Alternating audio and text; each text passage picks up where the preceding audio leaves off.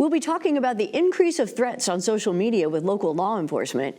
And we'll also talk to the Vanderburgh County Health Department about recent positive tests locally for the West Nile virus in mosquitoes. That's next on WNIN Newsmakers.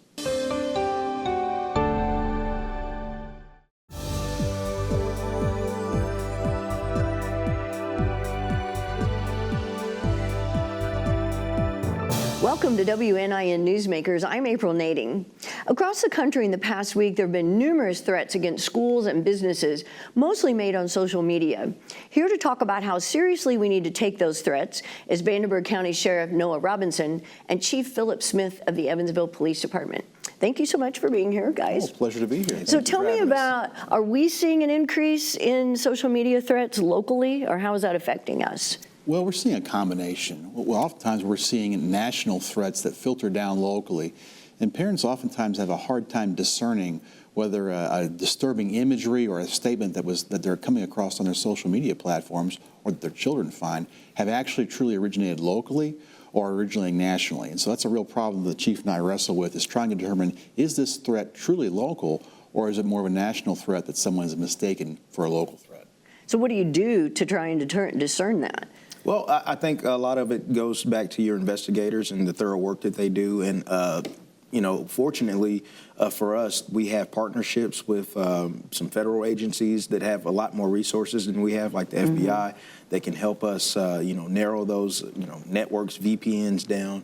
And that helps out a lot with the partnership and the collaboration to deal with these things. So how are you getting the information in the first place that there's been a threat? That's part of the problem, is there's so many different vectors that we see that this information comes to us.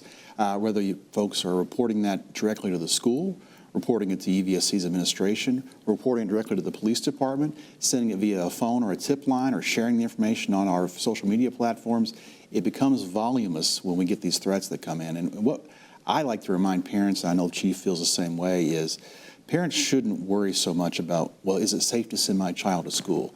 Believe me, you will know whether it's safe to send your child to school the next day, because the Sheriff's Office and the Evansville Police Department and our partners at EVSC will make that very clear. By all means, send the information to us, but don't worry about whether your child will, quote unquote, be safe tomorrow. We can guarantee you that you'll have that information well in advance. If we know it, the public will know it. Was there any particular way that you would want people to tell about the threats? Would you rather them call the school, or does it matter? No, the quickest way to get the attention of law enforcement is dialing 911. But because of our communication and collaboration with both the schools and our partnering agencies, when a threat is made to the EVSC, they'll share that with us immediately. And the same with Vanderburgh County Sheriff's Office and us. We have a huge communication. Fortunately for us, the EVSC has a police department, and their chief is actually a former Evansville police officer. So we have those relationships. He was an officer for years, so he had relationships with Vanderburgh County Sheriff's Office deputies. And so, that communication, which is very unique to our community, exists. So we do a lot of information sharing. We're in group text, we're on phone calls, we're on email, so we get a hold of each other rather quickly. So there's good communication. Oh, there's definitely good communication between the agencies. But as far as a parent, like, what do you do when you have the information? Who do you give it to? You should feel free to reach out to your principal at your local school. You should also feel free if it's a threat that you think is imminent. And it's kind of hard to decide sometimes whether this is an imminent threat or just a concern. And so we encourage folks to use the manner of communication that they're most comfortable with. If you're comfortable getting on the EPD or Vanderburgh County Sheriff's Office website, for schools that are in the jurisdiction of the city, I would recommend the EPD. For schools that are out in the county, outside the city limits, I'd recommend using our website to report a threat. And if you don't feel comfortable calling 911 for whatever reason, you can submit a tip anonymously via our website. But we've got ample avenues of communication. We monitor them continuously. Well, just to clarify, what do you consider a threat? Well, a threat, oftentimes, not to be cliche, is in the eye of the beholder, the person that perceives the threat. And that's when they get it to us, and we kind of filter out, what information is being shared. It can be an ominous picture of a wall or a picture of a firearm just laying there on its own. In and of itself is not necessarily a threat, but what was the region it was sent? So that's where you conduct an investigation. Investigations, I always say, are done for two things, two reasons. One, to find out what was happening, or two, find out what was not happening. So looking at it from those lenses, just getting an extra set of eyes on it, getting a different perspective of it, someone who can actually get out and talk and ask questions and ascertain, what was the reason for this? I think that goes a long way into trying to figure out what a crime was and wasn't. Well, If you're not sure if you should report it or not, report it. Report it. Yeah. That's what I was going to say. It's better to be safe than sorry. Yeah, it's so important to let kids know that they're not ratting their fellow students out. They're not squealing on their fellow students. There's a big difference between, telling on someone and reporting something. And if someone's talking about violence, then you have to report that. And the question I would always ask my parents, our parents, and our kids to consider is, if something did happen and you had an opportunity to say something you didn't, how would you feel, the next day? How would you feel for the rest of your life? Now, it's a lot to put on kids, right? Sure it is. It really is. But that's where we're at right now. So it's so important that our parents talk to their children that school violence is possible, but it's not probable, and to deal with the likelihood of something happening. And we can get in front of this kind of thing, but it takes communication, as the chief mentioned. Well, my understanding wasn't it a couple of 11-year-olds who made some threats of some sort in this area even? But why are they doing this? I don't ever want to, act like I can get into the mind of a child. I'm 40, Right. so I've not been 11 for some time now. But there can be various reasons, and unfortunately, I don't think a child really understands. The fallout. I had the unfortunate timeline in my life to be a sophomore in high school when Columbine happened, which is kind of the origin, the start of all this. Would you agree? I was a brand new police officer when it happened. Right. So, that kind of, set the tone of how we in this country in law enforcement deal with school threats and how schools deal with school threats of violence. And so I don't necessarily know if some of these children have a grasp on it, especially you're talking about an 11-year-old. The concepts of what it actually means, in some cases they could just be wanting class to be let out and, not go take a test. And they don't really understand the severity and the fear that it puts into parents and teachers and other students alike. I had the privilege of meeting a parent of one of these kids. And, this parent was very emotional about this and said, my kid's a good kid. I don't know why my kid did this. And, it was, I just had a moment as a parent, not as a police officer or chief, just a parent to parent. And I said, one of the things I try to do is monitor my kids' social media. I know it's an out of sight, out of mind thing, but we have to do that. My parents didn't have to monitor mine because we didn't have it. But this is another task for parents, kind of be aware of what your kids are doing on Snapchat, Facebook, Instagram, and all these things. Well, it kind of goes back to, Instagram, any social media, I really don't think is good for kids at any age. It's just, I know too many adults who don't know what to do with it. So. And we know Instagram is taking steps to limit access, or to at least give parents more transparency and ability to monitor their kids' activity. Whether that would be successful or not, I don't know. There's so many avenues out there through Discord servers or other like. Kids can have ready access to these kind of things. And it was, as the chief mentioned, not something that when I had my older kids particularly, had to deal with. Right. I don't think kids are worse today, or what's wrong with these kids today. It's social media. It's the ability to be instantaneously communicate with all your fellow students. It used to be the bullying would stop at the school bus door, and now it follows kids home. Right. And so kids are never disconnected, and that's the reality we live in right now. And it's because of this free ability to exchange information that these threats get amplified much more than ever would have been possible, just a few years ago before the advent of social media. We think, is this just a trend we're seeing right now? I mean, kind of like when kids were doing the Tide Pod stupidity. I mean, or are they, you may not know the answer to that. And I don't. Right. I don't want to speculate where it is or isn't. I just know that there is a coincidence that when it comes off the heels of an actual event, like we saw what happened with Georgia, it seems like when an actual event happens, you get copycats, unfortunately, that do these sorts of things, whether it be to draw attention or to create more chaos or whatever the reason. We do have to deal with it, and we have to sift through all these and take every last one of them as if they were very seriously, threats that are going to be carried out. So we have to look at every aspect of every last one of them. So That what- takes resources and manpower. What happens to these people who do make the threats and you find out it's them? What kind of punishment is it, or what, you know? I'll stress that the overwhelming majority, and it's not like that this is something new to us. We're used to following up on these kind of threats all the time. In the overwhelming majority of cases, there's no legitimacy to them. They're not legitimate in any way. This is somebody who overheard something, who thought they heard something, and third-hand information. And we go to the house and we talk to the children. The parents are cooperative. The parents, many times, don't even have guns in the house. The child knows nothing about what's going on. And so you've heard of this phrase swatting, well, a variation of it. Right. Kids know the hype right now that surrounds the specter of school violence.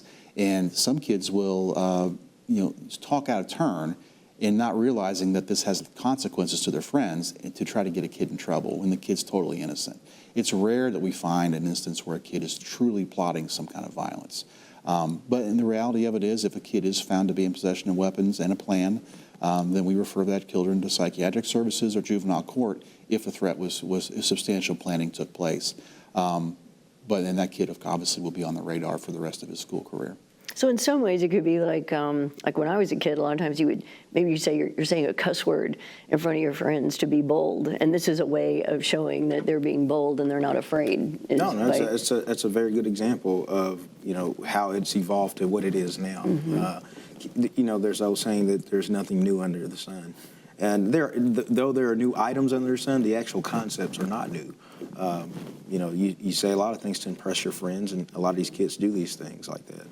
Well, we used to enjoy when they'd pull the fire alarm that we'd get out, but they were punished for doing that. So, and really though, do you actually think that it is more of a mental health thing, or it's just? I know there isn't an exact answer, but you said you refer them to psychiatric services a lot of times. I truly believe, and I know there is some evidence to support this, that, as I mentioned, the inability to disconnect from the school environment, which kids need to be in school and learning socialization. These kids are learning, they're wiring their brains. They're learning how to interact with their peers and their adults. But there's no ability to disconnect now once you get home. And I know that has to have a negative impact, particularly if that interaction, if it follows you home, is not always positive, and we know that it's not. And so that has a profound impact on the mental health of our young people.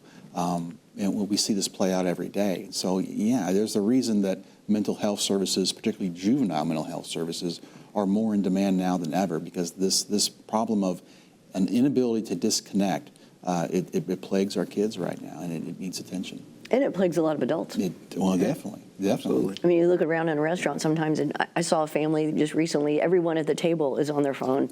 And I'm guilty of it. My wife gets on me all the time about it, believe me. Right. I mean, it's just, so anything else that you think people should be mindful of in regards to this? Well, again, it gets back to the fundamentals of if you see something, say something. As a parent, and I'm not preaching from chief and pointing, saying this is what you should be doing. Just from a parent to a parent in this community, try to know what your kids are getting into on social media. Follow up with them. Follow up with the teachers. A lot of this behavior can be prevented if you have a relationship with the teachers, because of some of this behavior that kids exhibit. I mean, there are signs before it ever happens that they're trending towards, maybe going to do something, maybe say something, maybe acting out. Just having that constant line of communication, and talk, most importantly, with your kids. Just talk to them and see what's going on. I think, and this is personal, this is an opinion, this is not a fact. I'm not basing this off any fact. I think some of this could be some of these kids looking for attention. And, and if you're talking to your kids, you know what they're getting that attention. So, try to get them some of that attention in the home. And hopefully these kind of things won't happen. All right. Well, thank you so much. Hopefully you keep this from happening. Thank you. Thank you very much. Recently, we've heard about local mosquitoes testing positive for West Nile virus. To discuss what that means, we're joined by Keith Gore, Vector Control Supervisor for the Vanderburgh County Health Department. Thank you so much for being here. Thank you for having me. What does that mean when there have been positive tests in Vanderburgh County? We've actually do surveillance for mosquitoes where we're trapping them and then submitting those mosquitoes to the Indiana Department of Health to be tested. So it is actually a group or a pool of mosquitoes that have tested positive, and we send them in a vial where they can have up to 100 mosquitoes in the vial. And so if one mosquito in that batch tests positive, then that whole vial is a positive. And it just shows us that then we have that activity going on in the county at this time. So tell me about the testing part. Do Okay. you have the test tubes set up We outside? What do you do?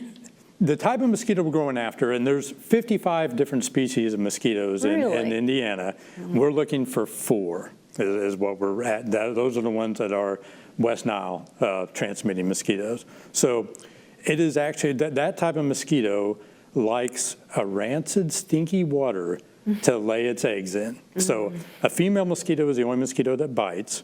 They bite people for the blood meal that is the protein that they create their eggs with.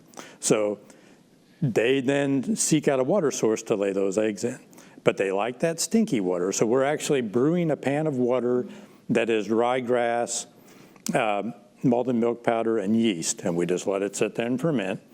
And then we're putting it out with a fan assembly that goes into a net. So when the female comes down to lay its eggs, it is sucked up into the net. We're leaving that out one evening, overnight, and then the next morning we bring it to the health department and we sort those mosquitoes out. We're wanting just the females, so we're sorting the males out, and the different types of mosquitoes, we're looking for the certain species, then we ship those off. And you can tell by looking at them if they're females or males? We can, actually. It's I just had no idea.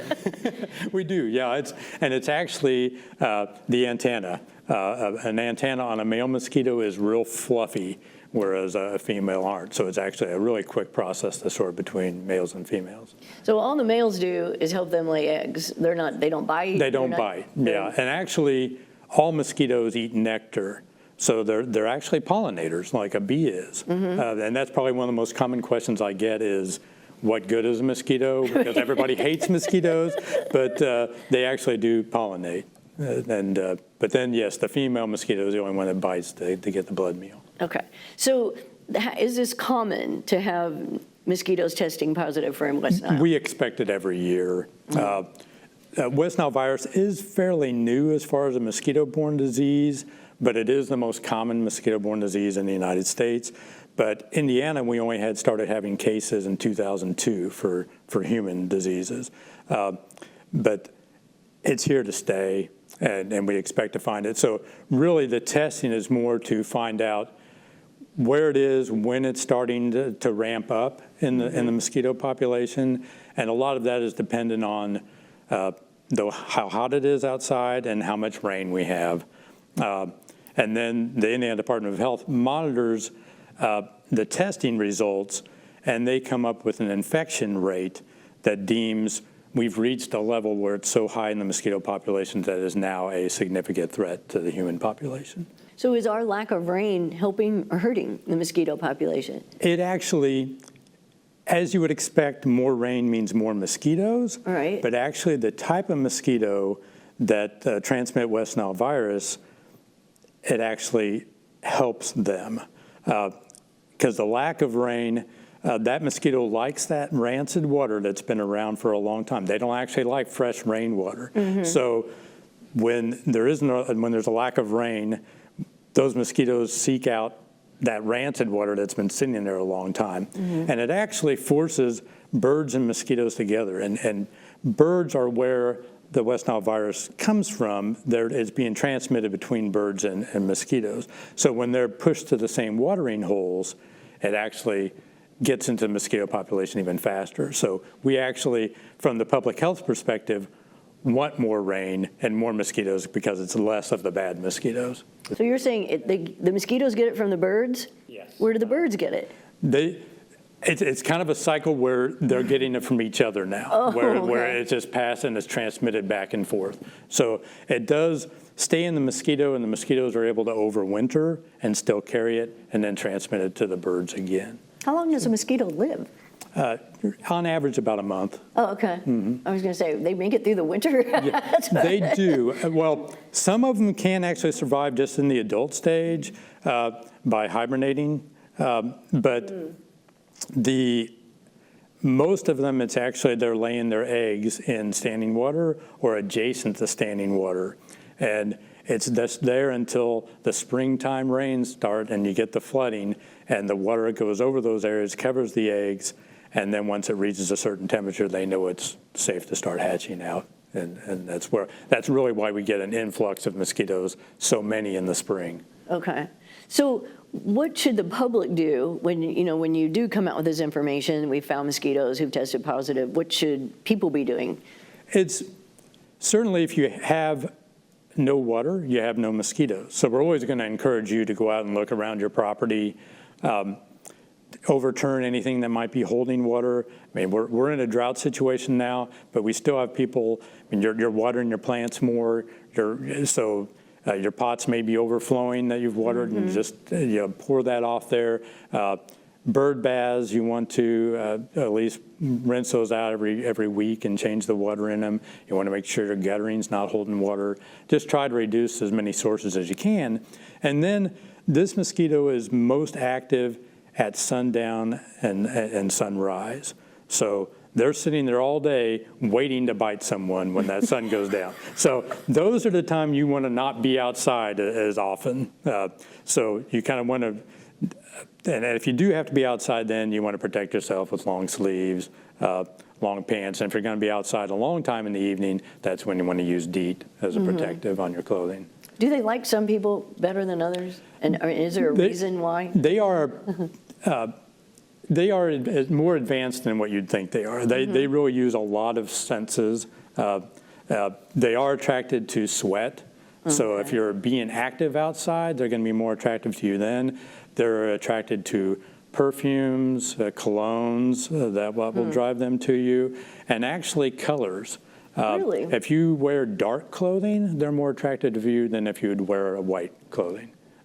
You tend to blend in more to your surroundings with a lighter clothing, and you don't stand out where they see you with the dark clothing.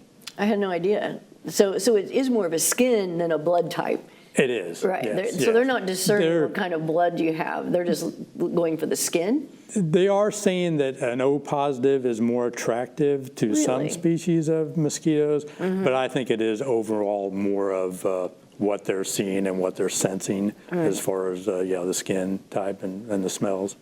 So have we had any human cases locally recently, or? We haven't had a human case since 2018 in Vanderburgh County, when we had actually 4 cases then. There have been 4 cases in the state this year now. We've had 2 in Lake County, 1 in Ripley County, and 1 in Johnson County. But West Nile virus is something that you can acquire and not have symptoms. So probably a lot of people have had this virus, but not had any symptoms to it. And actually, the majority of people don't get symptoms. And about 20% of people do, and you would have a fever and flu-like symptoms. And then only 1 out of about 150 of those people then would have a severe disease symptoms to it, where you can get encephalitis, which would be a swelling of the brain, or meningitis, which would be a swelling of brain membranes and the spinal cord. So, and then 10% of those can actually turn into a fatality. So it can be very serious if you get it. Any age group can acquire it, and any age group can have severe symptoms to it, but it is more prevalent that you would have difficulties with it if you're over the age of 60. Oh, okay. Because I started to ask, why do we care if most people don't show symptoms, but it can cause... It can, the older get, and certainly if you have any kind of medical issues, that would be an underlying condition can cause more problems as well. What about, are there some other insect-borne diseases that you're looking out for? I mean, like Lyme disease, or I think in Tennessee they had a case of lacrosse or something. Right, and lacrosse is another virus, a mosquito-borne virus, and it's very similar to West Nile. It is rare. There's only been 16 cases of lacrosse in Indiana over the last 20 years. Okay. So it's still something that we monitor for, but not very rare. There's St. Louis encephalitis is another type of mosquito-borne disease that is similar like that as well. We haven't had a major outbreak of that in Indiana since 1975. Okay. But then Eastern equine encephalitis would have been one you would have heard about last year. We actually had human cases of that along the Michigan-Indiana border. It is a mosquito that likes swampland, bog type settings. And there was a little bit of an outbreak to that. So, and that is actually one that affects horses a lot too. And we've actually had 9 cases of horse fatalities from mosquito-borne diseases this year as well. Well, do you have other suggestions? I know along with not having standing water, but is there anything like I've read where maybe certain plants help keep mosquitoes away, or citronella? I mean, should you be burning anything? It won't hurt. Okay. Will it overly help? Probably not. Right. For citronella to work, and certainly for citronella plants to work, there's a small amount of the oil to it, but when they're burning a citronella candle, they are taking a large amount of that oil to put in the candle that's on the plant. So it may drive the mosquitoes away. The mosquito's not going to want to land on that plant. Is it going to affect the overall mosquitoes on your property? Probably not. And a citronella candle, perhaps on a table with you and I here, are going to keep them away from the front of us, but they're probably going to get us on the back anyway. So I always recommend, actually, if you're sitting outside, to have a oscillating fan on you or a box fan blowing on you, because mosquitoes are actually very weak flyers, so they can't navigate any kind of a wind or turbulence at all. So that they won't get you if you've got a fan blowing on you. Okay, well, that's good to know. Yeah. I mean, that could help. So, Yes. how should people stay informed about insect-borne illnesses or what's going on? I mean, it's a website or They can certainly go to our the Vanderburgh County Health Department's website, or even the Indiana Department of Health website has very good information as well. Okay. All right. Well, thanks. I learned a lot about mosquitoes. Thank you so much. You're so welcome. Thanks again to all of our guests today. Next week, we'll talk about the importance of historic preservation. I'm April Nading. Thanks for watching WNIN Newsmakers.